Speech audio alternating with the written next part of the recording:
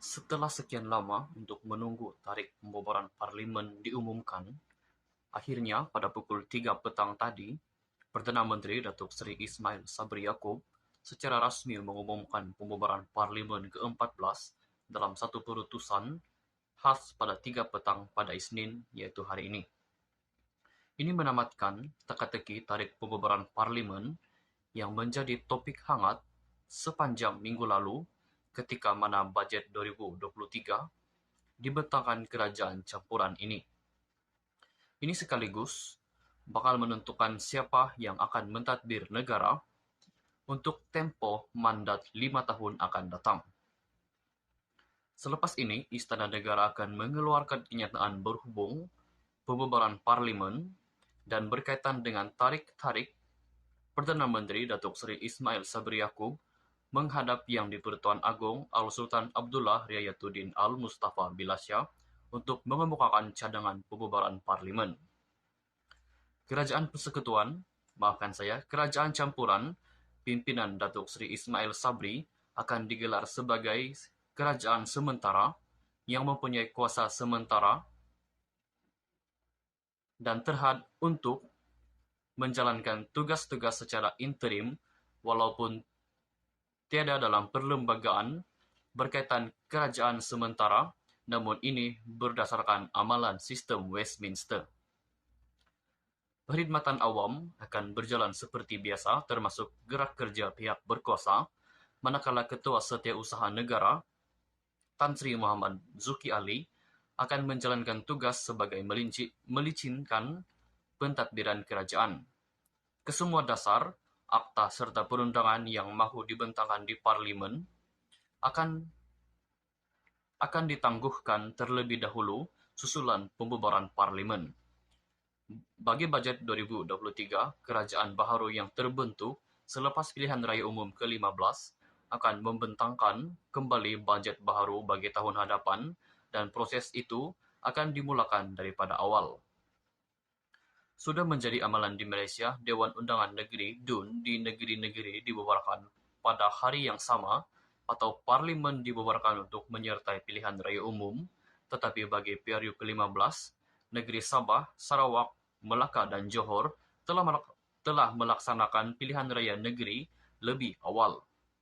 Perlu diambil maklum, negeri-negeri ditadbir di bawah Pakatan Harapan PH seperti Pulau Pinang, Negeri Sembilan dan Selangor hanya akan dibubarkan DUN pada tahun 2023 selaras kenyataan yang dikeluarkan gabungan parti pembangkang itu. Manakala negeri-negeri di bawah pentadbiran PAS seperti Kedah, Terengganu dan Kelantan pula masih sedang melakukan perbincangan sama ada untuk membubarkan atau tidak DUN masing-masing. Suruhanjaya Pilihan Raya SPR akan mengadakan mesyuarat dan sidang media dalam tempoh 60 hari untuk mengumumkan tarik-tarik penting seperti penamaan calon, hari mengundi awal dan hari mengundi biasa. SPR juga mengeluarkan writ dan arahan kepada pegawai pilihan raya bahagian di seluruh negara untuk pilihan raya diadakan di kawasan masing-masing dan notis pilihan raya akan diletakkan di semua kawasan untuk tatapan orang ramai. Notis itu mengandungi tarikh untuk penamaan calon dan tarikh pengundian awal serta pengundian bebas.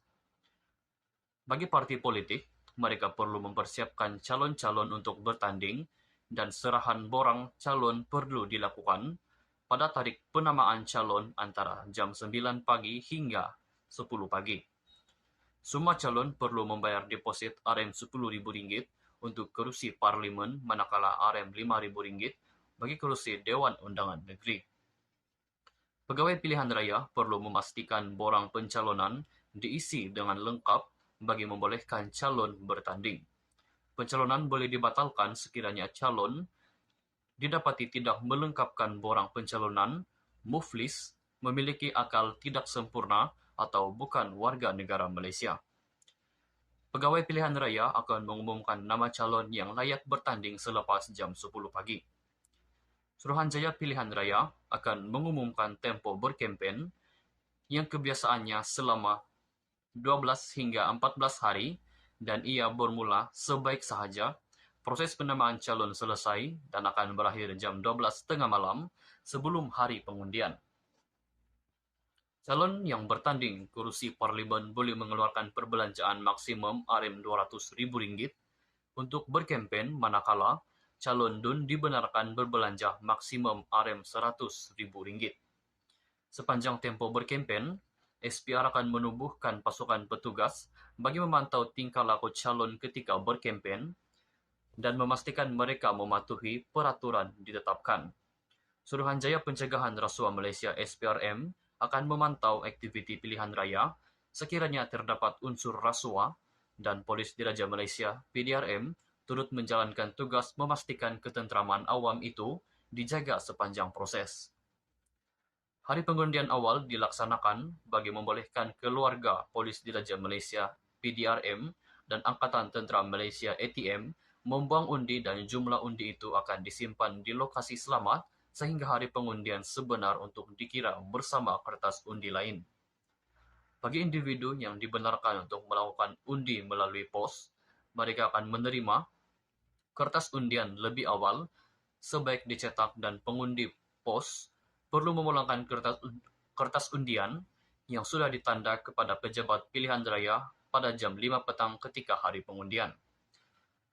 Pengundi luar negara akan dibahagikan kepada dua kategori, yaitu warga negara Malaysia yang tinggal di luar negara dan sudah berdaftar untuk mengundi secara pos, atau mereka yang berada di luar negara tetapi tidak perlu mendapat kelulusan untuk undian pos. Tempoh masa pengundian pada pilihan raya umum ke-15 akan dipanjangkan selama 1 jam bagi Semenanjung dan Sabah serta Sarawak. Ia adalah antara beberapa penambahbaikan yang dilaksanakan oleh Suruhanjaya Pilihan Raya (SPRM), SPR, bagi memastikan perjalanan pilihan raya di negara ini lebih efisien, adil, dan telus. Penambahbaikan lain termasuk mewujudkan saluran khusus kepada pengundi 60 tahun ke atas dan orang kurang upaya OKU. Saluran 1 dan 2 di pusat mengundi adalah dihadirkan kepada 450 orang pemilih sahaja dan adalah saluran khusus kepada pengundi 60 tahun ke atas serta OKU. Selain itu, berikutan pelaksanaan undi 18 tahun dan pendaftaran pengundi secara automatik, SPR juga mengambil inisiatif untuk menambah jumlah pusat mengundi dan saluran sedia ada bertujuan mengelakkan kesesakan di pusat mengundi. Sebaik undian ditutup, pegawai pengurusi akan membuat kiraan kertas undi. Pegawai terbabit akan memastikan jumlah kertas undian yang diterima di pusat masing-masing di awal pengundian adalah sama dengan kertas undian yang diberikan kepada pengundi serta yang tidak digunakan. Kertas undian yang tidak jelas serta tidak ditanda dengan betul akan diketepikan. Selepas itu, pengiraan akan mula dilakukan dan pegawai pengurusi akan melihat semula kertas undian yang kurang jelas bagi menentukan sama ada ia boleh diterima atau sebaliknya. Borang tertera, jumlah undian akan dibawa ke pusat pengiraan undi, di mana pegawai pilihan raya akan mengumumkan keputusan di pusat undian masing-masing. Sekian saja berita untuk hari ini. Kita jumpa lagi di video yang seterusnya. Stay safe, stay healthy, bye-bye.